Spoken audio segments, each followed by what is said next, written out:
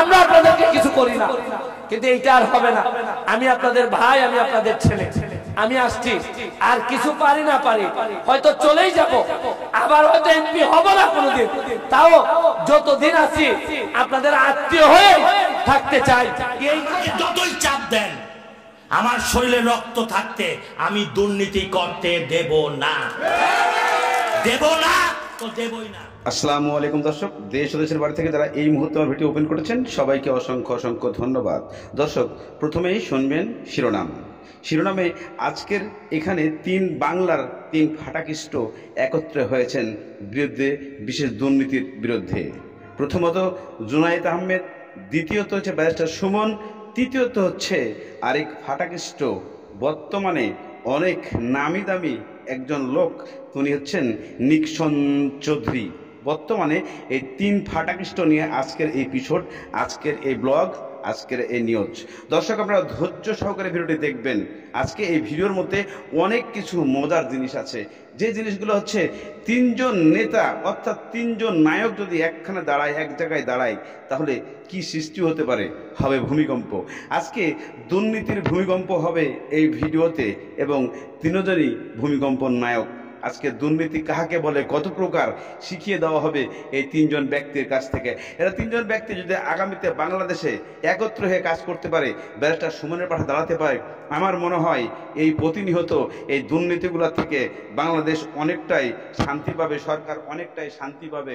কিন্তু এই তিনজন একত্র হলে হবে না, আরও এরকম আরও তিনজন হতে হবে 300 জনের মধ্যে নর্মালি 200-250 জন, তাহলে বাংলাদেশ ঠিক হয়ে যাবে।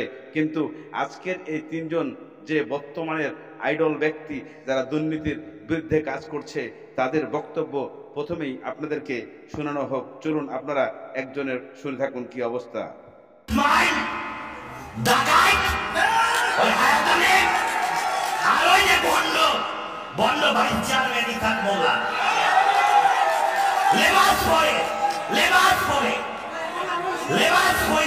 রাজ্যের অন্ধকারে দুর্নীতি করে, তাই এদের বিরুদ্ধে আপনারা সজাগ থাকেন, এদের বিরুদ্ধে সজাগ থাকেন। দিন কিন্তু একটা না, এমন শিক্ষা দেব যে মৃত্যুর আগ পর্যন্ত মনে রাখবে। তাই আমরা বাঁচা থাকতে বাংলার মাটিতে এক কোদাল একটা দোকানও এই ভাঙ্গা বাজারে কেউ দুর্নীতি করে দিতে পারবে না। আমি মাননীয় প্রধানমন্ত্রীর কাছে দাবি জানাবো বাংলার জনগণের পক্ষে, যে আপনি টিওনর এক্সিলেন্টের বিভাগীয় তদন্ত করেন, দুর্নীতির তদন্ত করেন। এরাই এই দেশ কিন্তু একদিন খায়া ফেলাবে নেত্রী, এই দেশ খায়া ফেলাবে। আমরা জনপ্রতিনিধি। আমি দর্শক, ইতিমধ্যে আপনারা নিক্সন চৌধুরীর সে বক্তব্য শুনেছেন। নিক্সন চৌধুরী বলেছেন যে আমার শরীরে এক বিন্দু রক্ত থাকা পর্যন্ত আমি দুর্নীতি হতে দেব না। এই মূল ঘটনার মূল কথাগুলা যে সূত্র, এখানে আসলে বাস্তবতা কতটুকু প্রমাণ দর্শক পাবে, যা আমরা অবশ্যই দেখতে পাই মিটিং মিছিলে, যে নিক্সন চৌধুরী আগের থেকেই কিন্তু উনি এইভাবে কথা বলে আসেন, কিন্তু উনিও কিন্তু ব্যারিস্টার সুমনের মতোই বিশেষভাবে স্বতন্ত্র প্রার্থী ছিলেন। উনিও কিন্তু স্বতন্ত্র প্রার্থী থেকে উনি কিন্তু এমপি হয়েছেন, ব্যারিস্টার সুমনও কিন্তু স্বতন্ত্র প্রার্থী থেকে এমপি হয়েছেন। তারা কেউই কিন্তু দল থেকে নমিনেশন পায় নাই, অর্থাৎ দুইজনকেই কিন্তু একই রকম চরিত্রে দেখা যায়। যেহেতু ব্যারিস্টার সুমন একটু বেশি, কেননা উনি বিভিন্ন বড় বড় রাঘব বোয়ালের প্রতি মামলা করে বসেন, আর নিক্সন চৌধুরী এলাকায় দুর্নীতি শোষণ করে। এই জিনিসটা তাদের মধ্যে পার্থক্য।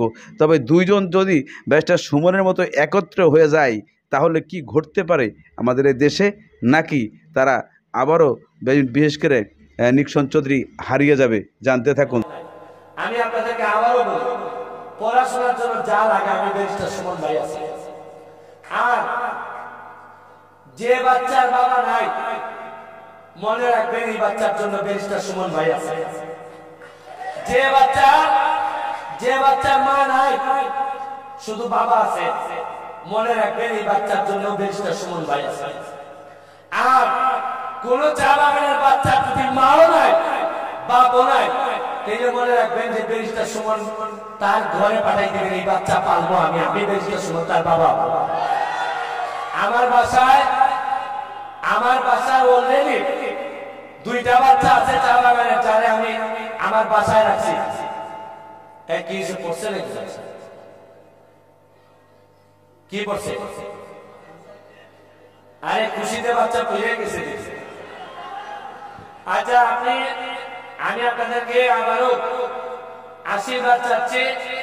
আর প্রতীক থিয়েটারের জন্য যে সম্মান আপনারা দিয়েছেন, আমি সুনীল দাকে বলবো যে যা লাগে আপনার আমি সরকারি মাধ্যমেও দিতে পারবো।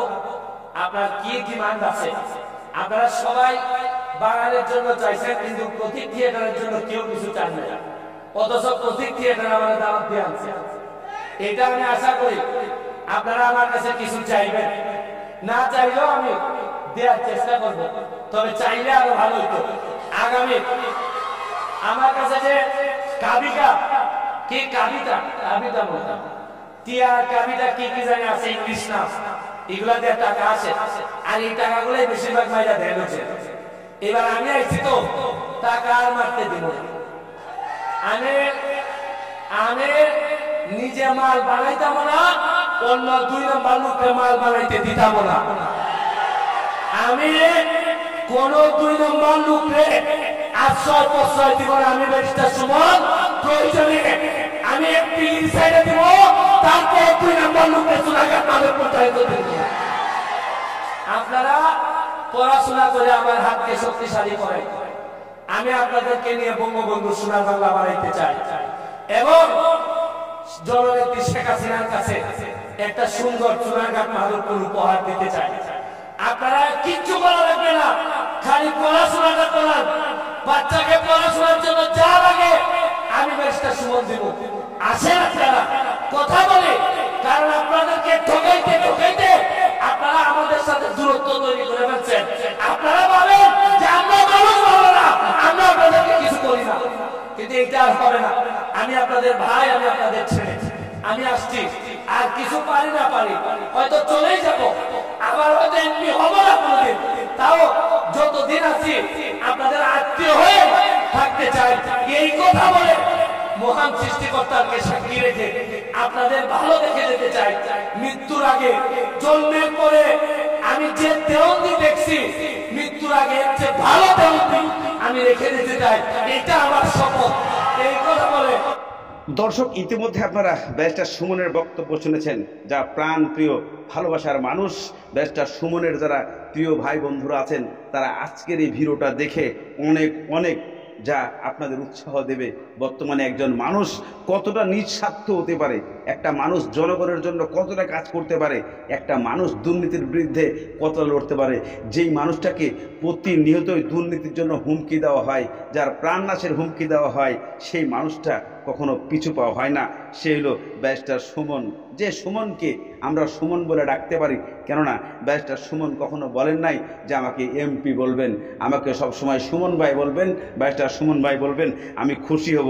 এই মানুষটা চা বাগানের শ্রমিকদের জন্য নিজের জীবনটাও দিয়ে দিতে চাইছেন, কেননা তাদের এই অসহায়ত্ব দেখে তার মনে এতটাই কষ্ট হয়েছিল যে মানুষ এতটা অসহায় থাকতে পারে, যে মানুষগুলা খাওয়ার জায়গা ঠিক মতো ইনকাম করতে পারে না, 120 টাকা দিনে মজুরি কাজ করে নিজের বাচ্চা খাওয়াইতে পারে না, বাচ্চার ওষুধ খাওয়াইতে পারে না, নিজেরা ঠিক মতো খাইতে পারে না। এই কষ্টটা সে সহ্য করতে পারে নাই। এদিকে বড় বড় রাঘব বোয়ালরাও আবার দুর্নীতি করে, সেই দুর্নীতির বিরুদ্ধে কাজ করতে গিয়ে আজকে ব্যারিস্টার সুমন মৃত্যুর সাথে পাঞ্জা লড়ে। কোনো সময় দেখা যায় তাকে মেরে ফেলার হুমকি দেয়, কখনো তার নামে মামলা দেওয়া হয়, একটার পর একটা তার জীবনে বিপদ আসতে থাকে। তবে আল্লাহ তাআলা তার বিপদ থেকে তাকে অবশ্যই রক্ষা করবে, কেননা এই বাংলার হাজার হাজার মানুষ ব্যারিস্টার সুমনের পক্ষে আছে। দর্শক, আজকের মতো এখানে শেষ করছি।